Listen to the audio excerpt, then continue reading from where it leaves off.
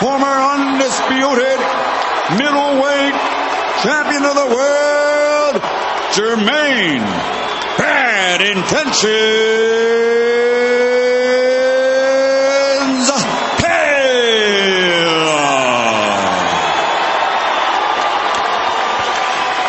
And fighting out of the red corner, wearing black with red, official weight also 164 pounds.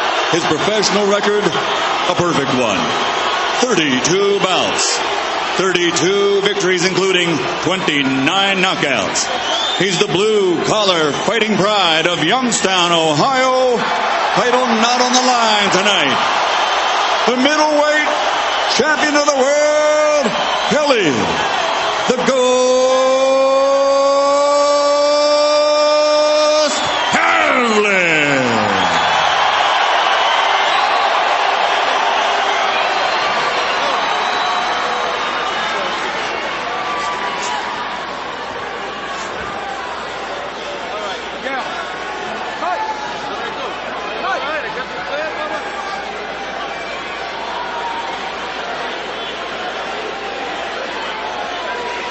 Okay, Kelly, Jermaine, you both received your instructions in the dressing room. Okay, right here is good, anything else going to be low. Right here is good, anything else going to be low. I want a good, clean fight. Obey my commands at all times. Above all, protect yourselves at all times. Let's go. Well, here we go. Two of the nicest young men in boxing who I certainly don't expect to be nice to each other in the ring once that bell starts them off. I'm Rich Murata along with Doug Fisher, Ray Boom Boom Mancini, Mario Lopez. Ray, do you think we'll see big action right from the start? I think it'll be a continuation in the first fight. I think Jermaine Taylor comes out, trying to establish ring generalship right from the get-go. And I think it'll be a lot of quick action in the first 3 rounds. All right, let's see how Jermaine Taylor tries to dictate the style of this fight. Many have felt he might change up, or would he come right after Pavlik as he said he would? We'll watch these opening seconds and see who can maybe dominate a little bit of their willpower on the other. First Kelly champ. They say you could judge a man's character or lack thereof by how he deals with adversity. We'll see how Taylor deals with Kelly Pavlik tonight and how he reacts from his first loss. Good left hook by Taylor, and then he just misses another one. Pavlik answering back with his own jab. I think one thing that's very underestimated about Pavlik, you don't hear people talk about it very much, Doug Fisher, is that he has a tremendous jab, a powerful and long jab. He's an overall excellent technician, does everything textbook. He has a very strong foundation, and that foundation begins with his balance and a very good left jab. He works all his power punches off it. I think he does damage with it, too. I think so, too, Doug. And fundamentally, he's very sound. Keeps his hands up high, straight punches, heavy-handed. To me, he was the fighter of the year last year. The terror that he went on the last 3 fights with Jose Luis Artucci and then Edison Miranda, where he was an underdog, and standing toe-to-toe and banging with him and knocking him out, and then facing Jermaine Taylor, who was hot coming off of these big wins and walking right through him. Fighter of the year in my book. I think the difference in all 3 of those knockout victories for Pavlik was his technique. But, you know, the thing about people don't understand, I know Kelly since he was 10 years old. Kelly, yes, he's a very good in-fighter. He's a very good technician, as you said earlier. The thing about this is, he starts off slow. So Taylor's best chance right now is to jump on him, try to establish some generalship right now. But Kelly, if you let him go later rounds, his power, in the pro game, the difference between amateurs and pros is the power. His power will dictate and will overcome Taylor and probably either stop him or be a unanimous decision. And you know what, Ray? He always seems very, very well conditioned, too. Good right hand by Pavlik. The first big right of the fight. Pavlik looking now to see if he can follow up. It was a good straight right hand. There's another right hand by Pavlik who moves forward. And Kelly gaining the early edge with that one big shot. And these two guys picking up right where they laid off. Good left hand by Taylor. Big middleweights. I know they're a few pounds over the middleweight division, but these are some big middleweights. No, the thing about Taylor is, and I've said this, if you're going to keep your hands down, you got to move your head. And if you're not going to move your head, you got to keep your hands up. He's not Floyd Mayweather, where you keep your hands down on your side and get away with it. And Taylor has to do something different than he did the first time. Move your head or keep your hands up.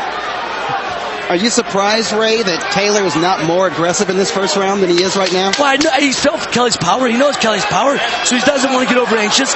You let emotion take over, you'll get caught.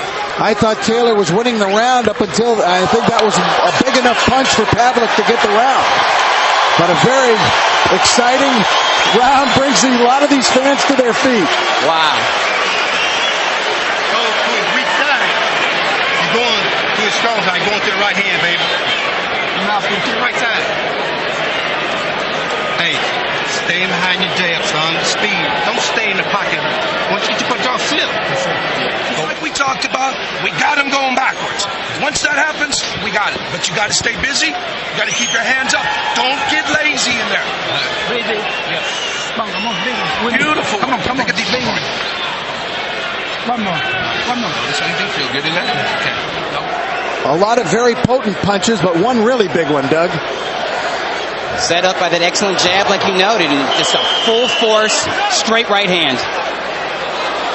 There's See that long jab. That jab stopped him in his tracks. It's not just a good setup punch. It can actually do damage on its own.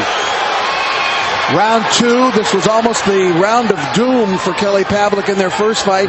Ray Mancini, former lightweight champion, also of Youngstown, Ohio, joining us at ringside.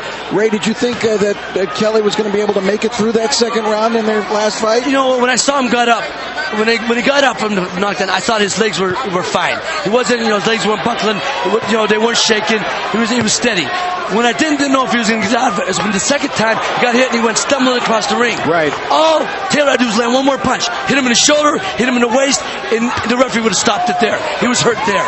Ray, that's a great point. And I'm glad we had the referee when we did that last fight, because it could have easily been stopped, and I don't know if it would have been so controversial. You could have maybe given him the benefit of the doubt. Absolutely. But fortunately he knew what he was doing, and he let the fight go on. Pavlik getting that jab to work, and he's got Taylor going backwards, and they really feel that is a key, Doug Fisher. If they can keep Taylor on the end of his punches and going backwards, that Pavlik can make things happen. Well, lesser fighters and lighter punching fighters have been able to score on Jermaine Taylor when he backs up, and particularly when his back is against the ropes. It's a dangerous place to be against Pavlik. It's interesting because you see the weigh-in, and you see Jermaine Taylor built like an Adonis and looking like he can knock down a house. And Kelly Pavlik, not exactly, the most athletic-looking physique, but it's not a bodybuilding contest out there. It's all about fighting, and it looks are deceiving when it comes to power. Boy, Kelly Pavlik's got some heavy hands. Well, Kelly comes from the lineage of Carlos Monzon to Tommy Hearns to Kelly. They're the hardest punchers the last 40 years. They're the three strongest punchers in the middleweight division. But my friend Bert Sugar had the best line. He said, Kelly Pavlik looks like olive oil, but punches like Popeye. That is a great line. And the funny thing about Kelly is, he's really a big middleweight. And I remember when I used to watch Monzon fight, thinking how big of a middleweight he was, and Kelly would tower over Monzon. I don't know how he makes that weight, to be honest with you. He can't. He can't. That's why his 6'6" benefited Kelly more than benefited Taylor. Trust me. He's a bigger frame guy. He carries the weight back. Both these guys, if they were fighting in Carlos Monzon's time, they would be light heavyweights. Good right hand by Taylor, his best punch of the fight. Pavlik looked like he just relaxed a little too much, and now Taylor's trying to seize the opportunity and seize the momentum. I'm going to tell you what's going to be a big factor in this fight. Jermaine Taylor's been out in Las Vegas for 6 weeks training. Kelly came out 5 days. The rule of thumb is you come out a minimum of 14 days or the day before. The day before because it doesn't catch up to it. But if you come out 14 days, you need minimum 14 to get acclimated. Las Vegas is 2,500 feet above sea level. Kelly Pavlik, if he gets in later rounds, it's going to benefit Taylor. Well, that's a very good point, Ray. Why is that? Why did he wait so long to come out? Well, he likes to stay next on the train, which is all good. When you're on the way up, that's one thing. But when you're the champion, now you're the hunted. You're not the hunter. You got to go away. Get away from all distractions. And round two, a much better round for Jermaine Taylor.